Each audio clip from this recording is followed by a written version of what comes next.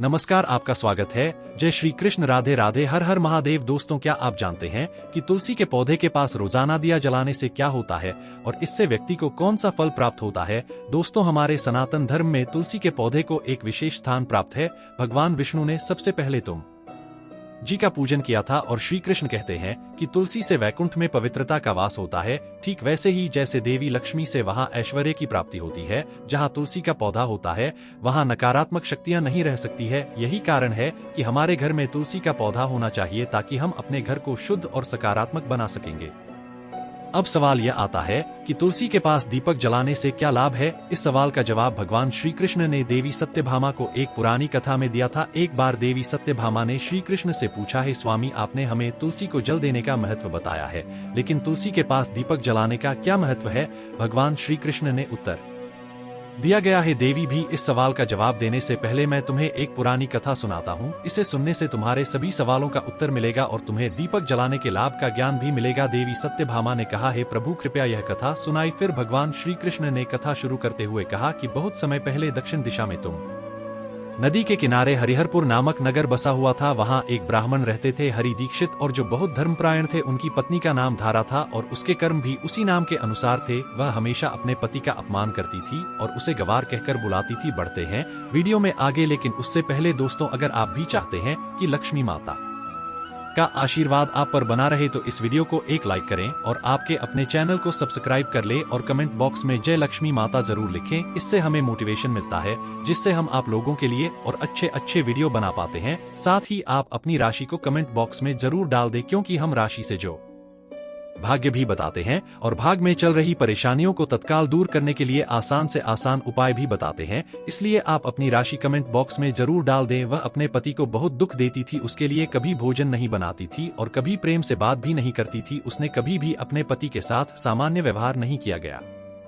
जब पति के मित्र या परिवार के सदस्य घर आते थे तो वह उन्हें भी अपमानित कर भगा देती थी। वह स्वयं हमेशा अन्य व्यभिचारी स्त्रियों के साथ घूमती रहती थी। उसका मन में अपने पति से हटकर पराये पुरुषों में लगा रहता था। वह कभी भी अपने पति से प्रेम से बात नहीं करती, लेकिन पर आए सुंदर पुरुषों के साथ बैठकर हंसी मजाक करती थी। वह पर आए पुरुषों को मोहित करने के लिए सज धज कर गाँव में घूमने जाती थी। कभी वह वन में किसी पेड़ के नीचे खड़ी होकर सुंदर पुरुषों की राह देखती और किसी दुष्ट व्यक्ति के साथ भोग विलास में लिप्त हो जाती। एक दिन हरि दीक्षित ने अपनी पत्नी से कहा कि भद्रे, तुम्हारा यह आचरण ठीक नहीं है। ऐसे पाप करने से तो राही अहित होगा। कृपया या बुरे का छोड़ दो, तुम्हारे ऐसे व्यवहार से मुझे बहुत दुख होता है। इस पर उसकी पत्नी ने क्रोध में कहा, न जाने किस पाप के कारण मेरा विवाह तुम जैसे भिखारी से हुआ है। लगता है रहेगा पिछले जन्म में मैंने ही पाप किए होंगे, जिसके कारण मुझे ऐसा गरीब पति मिला है। तुम मेरी कोई भी इच्छा पूरी नहीं कर सकते थे। मजबूरी में मुझे तुम्हारे साथ 8 झोपड़ी में रहना पड़ रहा है और भी का खाना खाना पड़ता है, लेकिन अब मैं यह सब और सहन नहीं करूंगी। मैं तुम्हें छोड़कर किसी धनवान व्यक्ति से विवाह करूंगी। हरि दीक्षित ने उत्तर दिया गया है,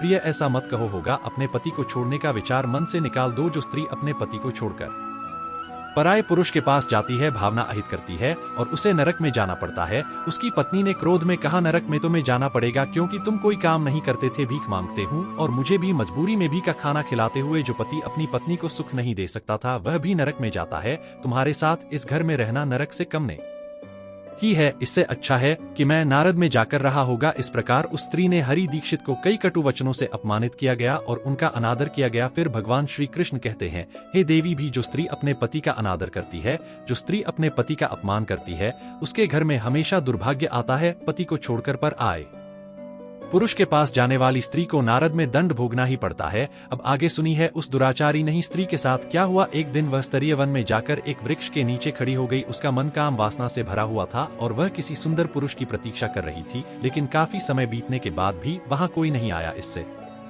वह बहुत दुखी हो गई और प्रियतम की खोज में इधर उधर देखने लगी। जब उसका सारा प्रयास विफल हो गया तो वह खड़ी होकर विलाप करने लगी। वह कहने लगी, हाय हाय, आज इस रास्ते से कोई भी सुंदर पुरुष नहीं आया। अब मैं अपनी कामना कैसे पूरी करूंगा? आज की रात कैसे कटेगी? कौन मेरे सुंदर शरीर का आनंद लेगा? मेरी जवान ही और सुंदरता तो व्यर्थ जा रही है। कोई भी मुझे पाने की इच्छा क्यों नहीं कर रहा? अब मैं कहाँ जाऊं? होगा कौन मुझे अब आएगा? कौन मेरे साथ भोग विलास करेगा? मेरा पति तो मूर्ख है, लेकिन अब ऐसा लगता है कि यह संसार भी मूर्ख पुरुषों से भरा हुआ है। कोई भी इतनी सुंदर स्त्री को पाने की कामना नहीं करता। मैं तो इतनी सुंदर हूँ कि देवता भी मुझे पाने की इच्छा करेंगे, लेकिन यह संसार पापी और तुच्छ पुरुषों से भरा है। मुझे ऐसी स्त्री की अनदेखी कर रहे हैं। हे भगवान, कृपया कोई सुंदर, बलवान और पराक्रमी पुरुष भेजी है। अगर वह मेरा भक्षण भी करेगा तो भी मैं प्रसन्न होकर उसका आलिंगन कर लूंगी। भगवान श्री कृष्ण कहते हैं, हे देवी भी। इस प्रकार वह स्त्री जोर जोर से विलाप करने लगी। उसी जंगल में एक भयानक बाघ रहता था। उस पापिनी स्त्री की आवाज सुनकर वह जाग गया और उछालकर उसे अपना शिकार बनाने के लिए उसकी ओर बढ़ा। उस बाघ का नाम ध्वज था। ध्वज का थरूर बहुत ही भयानक था। उसका शरीर काले और नारंगी धारियों से भरा था जो जंगल की छाया में घुल मिल जाता था। उसकी लाल चमकती हुई आंखें अंगारों जैसी लगती थी और अंधेरे में भी डर पैदा करती थी। उसके जबड़े से लंबित तीक्ष्ण दांत बाहर निकले हुए थे जो किसी भी जीव को चीरने के लिए पर्याप्त है। उसकी गहरी गर्जना पूरे जंगल में गूंज उठती थी जिससे आसपास के जीव काम जाते थे। ध्वंस की लंबी मजबूत पूंछें उसकी ताकत को दर्शाया आती थी। उसकी बलिष्ठ मांसपेशियां उसे जंगल में तेजी से दौड़ने और शिकागो एक ही झपट में खत्म करने की क्षमता देती थी। उसकी नाक से बार बार गर्म सांसें निकल रही थी, मानो वह हर पल पल अपने अगले शिकार की तलाश में हो। ध्वंस का एकमात्र उद्देश्य से उन पापी और दुराचारी लोगों का भक्षण करना था जिन्हें नियति ने उसके सामने रखा था। उस स्त्री ने जब अपने सामने ध्वंस को खड़ा देखा तो उसके होश उड़ गए। उसका पूरा शरीर डर के मारे कांपने लगा और पसीने से भीग गया। वह कुछ समझ पाती उससे पहले ही ध्वंस ने अपने तेज पंजे से उसे घायल कर दिया और वह दर्द से चीखते हुए जमीन पर गिर पड़ी। घबराकर बा बोली, तू यहाँ क्यों आया है? मुझे क्यों मार रहा है? ऐ तो बस अपने प्रियतम की खोज में थी। मुझे छोड़ दे, मेरा भक्षण कर, तुझे क्या मिलेगा? उसकी बात सुनकर ध्वंस कुछ क्षण के लिए रुका, फिर ठहाका मारकर बोला, हे पापिनी, आज विधाता ने तुझे मेरा भोजन बनाया है। जो लोग पापी होते हैं उन्हें भक्षण करना ही मेरा धर्म है। इसी से मुझे इस शरीर से मुक्ति मिलेगी। स्ट्रीन ने रोते हुए कहा, लेकिन तुम आखिर हो कौन? सच सच बताओ कि तुम्हें यह राक्षसी शरीर क्यों मिला और तुम केवल पापिनी स्त्रियों का ही भक्षण क्यों करते हो? पहले मुझे सब कुछ बताओ, फिर चाहे तो मुझे खा लेना। ध्वंस में गहरी सांस ली और बोला, ठीक है, सुनो मेरी कहानी, जिसे तुम्हें समझ आएगा कि मुझे यह श्राप क्यों मिला। बहुत समय पर है की बात है। दक्षिण देश में अमला नाम की एक पवित्र नदी बहती थी। उसी नदी के किनारे मोरनी परिणाम नाम की एक सुंदर नगरी बसी हुई थी जो अपने भव्य मंदिरों और धार्मिक अनुष्ठानों और शांत वातावरण के लिए प्रसिद्ध थी। उसी नगरी में एक ब्राह्मण परिवार रहता था और मैं उसी परिवार में जन्मा था। मेरा नाम ब्रह्मानंद था। मेरे पिता बहुत आदर्श ब्राह्मण थे जो यज्ञ, हवन और धार्मिक अनुष्ठानों का पालन करते थे। बचपन में मैंने वेदों का अध्ययन किया और कई यज्ञों का आयोजन भी किया, लेकिन यह यज्ञ धर्म के लिए नहीं बल्कि धन कमाने के लिए होते थे। मैं लालची था, इसलिए उन लोगों के लिए भी यज्ञ करता था जो अधर्मी थे। मैंने उनके घर का भोजन भी स्वीकार किया और धन के लोभ में उनके अनैतिक कार्यों का समर्थन किया। धीरे धीरे मेरा मन इतना भ्रष्ट हो गया कि मैं छल कपट से दूसरों का धन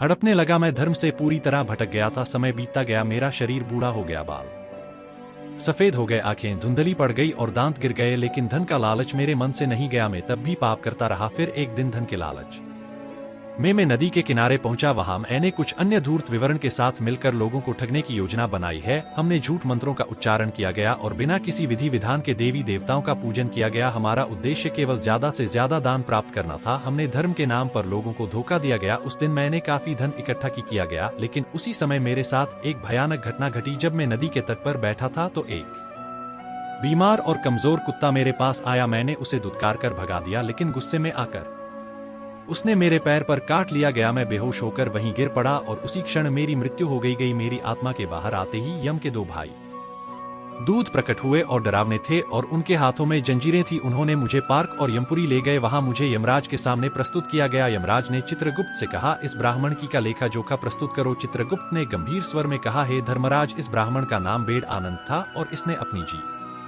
में घोर पाप किए हैं। इसमें धर्म के नाम पर लोगों को ठगा, झूठे मंत्रों का उपयोग कर यज्ञ किया गया और भगवान का अपमान किया गया। धन के लालच में इस धर्म का रास्ता छोड़ दिया गया, इसलिए यह नरक की आग में जलने के योग्य है। यमराज ने अपने दूतों को आदेश दिया गया, इस पापी को नरक की भयानक अग्नि में डाल, इसे वहां अपने पापों का फल भोगना होगा। इसके बाद मुझे नरक में भयंकर यातनाएं सहनी पड़ी। बड़ी वर्षों तक मैं उस भयानक पीड़ा में तड़पता रहा। जब मेरी सजा पूरी हुई तो मुझे मेरे पापों के कारण बार का शरीर मिला और मैं इस जंगल में रहने लगा था। धोनी ने अपनी बात खत्म करते हुए कहा, अपने पूर्व जन्म के पाप का प्रायश्चित करते हुए मैंने संकल्प लिया गया कि मैं महात्माओं, साधु पुरुषों और स्त्रियों को कभी नुकसान नहीं पहुंचा दूंगा। मैं केवल उन पार्टियों और दुराचारी स्त्रियों का भक्षण करता हूं जिन्होंने धर्म के मार्ग पर चलकर दूसरों को दुख दिया है।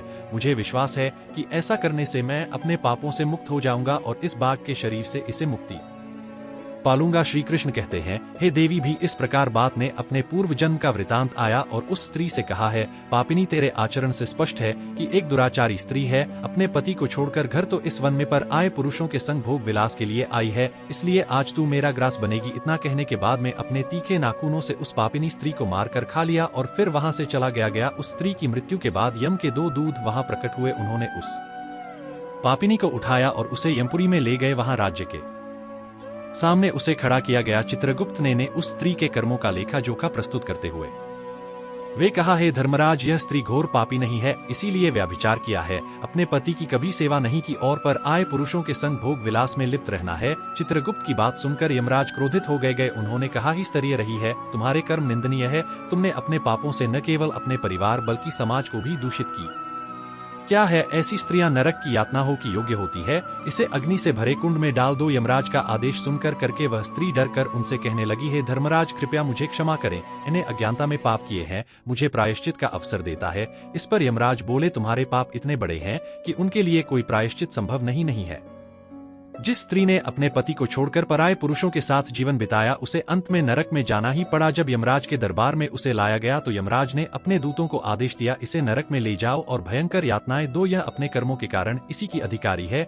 यमदूत उसे घसीटते हुए नरक में ले गए। वहां उसे जलते हुए तेल के कुंड में डाल दिया गया, जहां वह तड़पती रही। फिर उसे अलग अलग तरह के कष्टदायक नकद वर्षों तक इस पीड़ा को सहने के बाद उसने पृथ्वी पर एक चांडाल नीच जाति के रूप में जन्म लिया। चांडाल के घर में जन्म लेने के बाद भी उसने अपने पुराने पापों से कुछ नहीं सीखा और फिर से बुरे कर्मों में लिप्त हो गई। वह अनेक पापी पुरुषों के साथ व्याभिचार करती रही, लेकिन पिछले जन्म के पापों का परिणाम उसे भुगतना ही था। कुछ ही समय बाद उसे कोढ़ कुष्ठ रोग हो गया। उसका पूरा शरीर सड़ने लगा, जलन होने लगी और आंखों में भयंकर पीड़ा होने लगी। वह तड़प तड़प कर जीवन बिताने लगी, पर कहीं कोई राहत नहीं मिली। एक दिन उसने तीर्थ स्थान में स्नान करने की इच्छा की और एक पवित्र नगर में पहुंच गई। वहां वह एक आश्रम के बाहर रहने लगी। उस आश्रम में एक सुंदर तुलसी का पौधा लगा हुआ था। वह रोज देखती कि स्त्रियां उस तुलसी के पास दीपक जलाती थी। एक समय की बात है, एक स्त्री का जीवन दुखों और पीड़ा से भरा हुआ था। उसका शरीर रोग से जर्जर हो चुका था और मन में अपार शांति थी।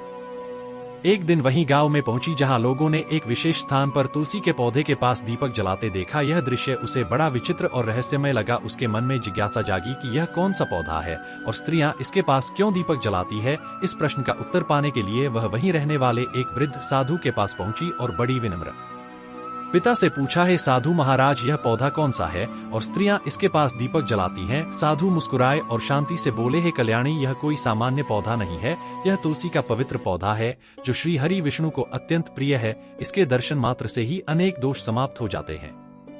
जब कोई श्रद्धा से तुलसी को जल चढ़ाता है तो उसे देवी देवताओं की कृपा सहज रूप से प्राप्त होती है और जो स्त्री सायंकाल इसके समीप दीपक जलाती है उसके समस्त पाप धीरे धीरे नष्ट हो जाते हैं। यह सुनकर स्त्री अचंभित रह गई। उसने फिर पूछा, है गुरुदेव, यदि कोई स्त्री बहुत पापिनी हो, जिसने जीवन में अनेक पाप किए हों, तो क्या वह भी तुलसी के दीप से मुक्त हो सकती है? साधु गंभीर स्वर में बोले, पुत्री, इस सृष्टि में कोई भी इतना पापी नहीं कि उसके हृदय परिवर्तन पर क्षमा न मिले। यदि वह सच्चे मन से पश्चाताप कर तुलसी के समीप दीपक जलाए तो निश्चय ही उसके पाप भस्म हो सकते हैं। इन वचनों ने स्त्री के अंतर मन को झकझोर दिया। उसकी आंखों में पश्चाताप के आंसू छलक आए। उसने कहा, हे प्रभु, मैं भी वही पापिनी स्त्री हूँ जिसने अपने जीवन में अनेक अनर्थ किए हैं। मेरी यह रोग कष्ट मेरे ही कर्मों का फल है। कृपा कर मुझे मुक्ति का कोई मार्ग बताएं। साधु बोले, हे पुत्री, अब से तुम प्रतिदिन सायंकाल तुलसी के समीप दीपक जलाना प्रारंभ करो। जब तक तुम सच्चे मन से यह कार्य करोगी, तुम्हारे पाप धीरे धीरे नष्ट होते जाएंगे और तुम्हें शांति प्राप्त होगी। उस स्त्री ने साधु की बातों को जीवन का अंतिम अवसर मान लिया। उसी दिन से वह नियमित रूप से तुलसी के पास दीपक जलाने लगी। कुछ ही दिनों में उसके शरीर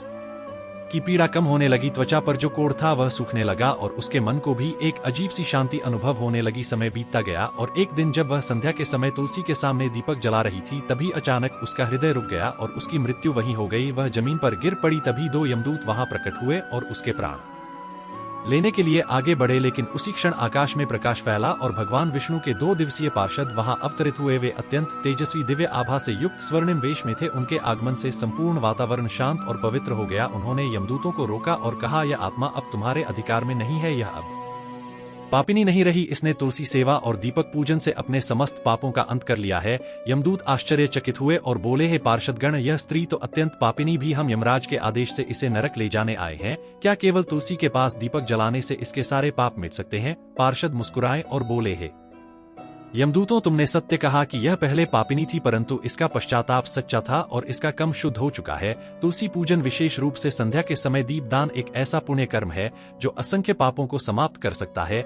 यह भगवान विष्णु की सेवा का मार्ग है। जो स्त्री श्रद्धा से यह करती है वह स्वर्गीय अधिकारी बनती है। यमदूतों ने यह सुनकर हाथ जोड़ लिए और कहा, हे देवगण, हमें इसकी भक्ति की जानकारी नहीं थी, अब हम इसे आपके सुपुर्द करते हैं। इसके बाद भगवान विष्णु के पार्षदों ने उस स्त्री को अपने साथ एक दिव्य विमान में बिठाया और उसे बैकुंठ की ओर ले गए। वह स्त्री जिसने एक समय पापों में जीवन बिताया था, भक्ति और श्रद्धा के कारण स्वर्ग की अधिकारी बन गई। भगवान श्री कृष्ण ने देवी सत्यभामा से कहा, हे देवी, इस प्रकार तुलसी के पास दीपक जलाने मात्र से मनुष्य के पाप नष्ट हो जाते हैं। जो स्त्री यह नियम पूर्वक करती है उसे सौभाग्य, समृद्धि और शांति की प्राप्ति होती है। यदि कोई तुलसी पत्र भगवान को चढ़ाता है या मृत्यु के समय तुलसी जल ग्रहण करता है तो उसे मुक्ति की प्राप्ति होती है। दीपक जलाने से वातावरण शुद्ध होता है, नकारात्मक ऊर्जा समाप्त होती है और घर में देवी देवताओं की कृपा बनी रहती है। यह साधना आत्मा को शुद्ध करती है और अंततः उसे भगवान के धाम तक पहुंचा सकती है। इसलिए यदि हम भी अपने जीवन में सच्ची श्रद्धा एक दिन वहीं गांव में पहुंची जहां लोगों ने एक विशेष स्थान पर तुलसी के पौधे के पास दीपक जलाते देखा। यह दृश्य उसे बड़ा विचित्र और रहस्यमय लगा। उसके मन में जिज्ञासा जागी कि यह कौन सा पौधा है और स्त्रियां इसके पास क्यों दीपक जलाती है। इस प्रश्न का उत्तर पाने के लिए वह वहीं रहने वाले एक वृद्ध साधु के पास पहुंची और बड़ी विनम्र पिता से पूछा, है साधु महाराज, यह पौधा कौन सा है और स्त्रियां इसके पास दीपक जलाती हैं? साधु मुस्कुराए और शांति से बोले, हे कल्याणी, यह कोई सामान्य पौधा नहीं है, यह तुलसी का पवित्र पौधा है जो श्री हरि विष्णु को अत्यंत प्रिय है। इसके दर्शन मात्र से ही अनेक दोष समाप्त हो जाते हैं। जब कोई श्रद्धा से तुलसी को जल चढ़ाता है तो उसे देवी देवताओं की कृपा सहज रूप से प्राप्त होती है और जो स्त्री सायंकाल इसके समीप दीपक जलाती है उसके समस्त पाप धीरे धीरे नष्ट हो जाते हैं। यह सुनकर स्त्री अचंभित रह गई। उसने फिर पूछा, है गुरुदेव, यदि कोई स्त्री बहुत पापिनी हो, जिसने जीवन में अनेक पाप किए हों, तो क्या वह भी तुलसी के दीप से मुक्त हो सकती है? साधु गंभीर स्वर में बोले, पुत्री, इस सृष्टि में कोई भी इतना पापी नहीं कि उसके हृदय परिवर्तन पर क्षमा न मिले। यदि वह सच्चे मन से पश्चाताप कर तुलसी के समीप दीपक जलाए तो निश्चय ही उसके पाप भस्म हो सकते हैं। इन वचनों ने स्त्री के अंतर मन को झकझोर दिया। उसकी आंखों में पश्चाताप के आंसू छलक आए। उसने कहा, हे प्रभु, मैं भी वही पापिनी स्त्री हूँ जिसने अपने जीवन में अनेक अनर्थ किए हैं। मेरी यह रोग कष्ट मेरे ही कर्मों का फल है। कृपा कर मुझे मुक्ति का कोई मार्ग बताएं। साधु बोले, हे पुत्री, अब से तुम प्रतिदिन सायंकाल तुलसी के समीप दीपक जलाना प्रारंभ करो। जब तक तुम सच्चे मन से यह कार्य करोगी तुम्हारे पाप धीरे धीरे नष्ट होते जाएंगे और तुम्हें शांति प्राप्त होगी। उस स्त्री ने साधु की बातों को जीवन का अंतिम अवसर मान लिया। उसी दिन से वह नियमित रूप से तुलसी के पास दीपक जलाने लगी। कुछ ही दिनों में उसके शरीर की पीड़ा कम होने लगी। त्वचा पर जो कोढ़ था वह सूखने लगा और उसके मन को भी एक अजीब सी शांति अनुभव होने लगी। समय बीतता गया और एक दिन जब वह संध्या के समय तुलसी के सामने दीपक जला रही थी तभी अचानक उसका हृदय रुक गया और उसकी मृत्यु वहीं हो गई। वह जमीन पर गिर पड़ी। तभी दो यमदूत वहां प्रकट हुए और उसके प्राण लेने के लिए आगे बढ़े, लेकिन उसी क्षण आकाश में प्रकाश फैला और भगवान विष्णु के 2 दिवसीय पार्षद वहां अवतरित हुए। वे अत्यंत तेजस्वी दिव्य आभा से युक्त स्वर्णिम वेश में थे। उनके आगमन से संपूर्ण वातावरण शांत और पवित्र हो गया। उन्होंने यमदूतों को रोका और कहा, यह आत्मा अब तुम्हारे अधिकार में नहीं है, यह अब पापिनी नहीं रही। इसने तुलसी सेवा और दीपक पूजन से अपने समस्त पापों का अंत कर लिया है। यमदूत आश्चर्यचकित हुए और बोले, हे पार्षदगण, यह स्त्री तो अत्यंत पापिनी भी हम यमराज के आदेश से इसे नरक ले जाने आए हैं। क्या केवल तुलसी के पास दीपक जलाने से इसके सारे पाप मिट सकते हैं? पार्षद मुस्कुराए और बोले, हे यमदूतों, तुमने सत्य कहा कि यह पहले पापिनी थी, परंतु इसका पश्चाताप सच्चा था और इसका कम शुद्ध हो चुका है। तुलसी पूजन, विशेष रूप से संध्या के समय दीपदान, एक ऐसा पुण्य कर्म है जो असंख्य पापों को समाप्त कर सकता है। यह भगवान विष्णु की सेवा का मार्ग है। जो स्त्री श्रद्धा से यह करती है वह स्वर्गीय अधिकारी बनती है। यमदूतों ने यह सुनकर हाथ जोड़ लिए और कहा, हे देवगण, हमें इसकी भक्ति की जानकारी नहीं थी, अब हम इसे आपके सुपुर्द करते हैं। इसके बाद भगवान विष्णु के पार्षदों ने उस स्त्री को अपने साथ एक दिव्य विमान में बिठाया और उसे बैकुंठ की ओर ले गए। वह स्त्री जिसने एक समय पापों में जीवन बिताया था, भक्ति और श्रद्धा के कारण स्वर्ग की अधिकारी बन गई। भगवान श्री कृष्ण ने देवी सत्यभामा से कहा, हे देवी, इस प्रकार तुलसी के पास दीपक जलाने मात्र से मनुष्य के पाप नष्ट हो जाते हैं। जो स्त्री यह नियम पूर्वक करती है उसे सौभाग्य, समृद्धि और शांति की प्राप्ति होती है। यदि कोई तुलसी पत्र भगवान को चढ़ाता है या मृत्यु के समय तुलसी जल ग्रहण करता है तो उसे मुक्ति की प्राप्ति होती है। दीपक जलाने से वातावरण शुद्ध होता है, नकारात्मक ऊर्जा समाप्त होती है और घर में देवी देवताओं की कृपा बनी रहती है। यह साधना आत्मा को शुद्ध करती है और अंततः उसे भगवान के धाम तक पहुंचा सकती है। इसलिए यदि हम भी अपने जीवन में सच्ची श्रद्धा